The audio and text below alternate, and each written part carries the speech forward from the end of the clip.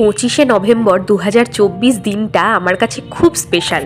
সেদিন দুপুরবেলা হঠাৎ করে আমার পাশের বাড়ির এক দিদি আমাকে ফোন করে বলল যে তুই তো বিড়াল ভালোবাসিস, জানতাম আমার কাছে একটা বিড়াল এসেছে, মানে হয়তো কেউ ফেলে দিয়ে গেছে বা দলছুট হয়ে পড়ে গেছে, তো আমি আমার কাছেই রেখেছি, কিন্তু ওকে দেখাশোনা করা তো আমার পক্ষে সম্ভব নয়।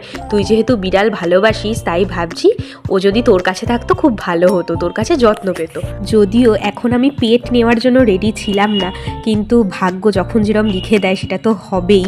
অ্যাজ এ ব্লেসিং আমি ওকে পেয়েছি, সেই জন্য ওর যাতে পুরোপুরি যত্ন হয় সেই দায়িত্ব এখন আমার ওপরে। ওকে যখন আমি আমার কাছে এনেছি তখন ওর বয়স ছিল মাত্র 45 দিন, আর আজকে আমি যখন এই ভিডিওটা দিচ্ছি তখন ওর বয়স অলরেডি 3 মাস 15 দিন হয়ে গেছে। তো তোমাদের সাথে অনেকটাই দেরি করে শেয়ার করছি ওর কথা, কিন্তু এই 3 মাসে ওর অনেক স্মৃতি আমি জড়ো করেছি, যেগুলো সব তোমাদের সঙ্গে শেয়ার করব। আমি ওর নাম রেখেছি মিছরি।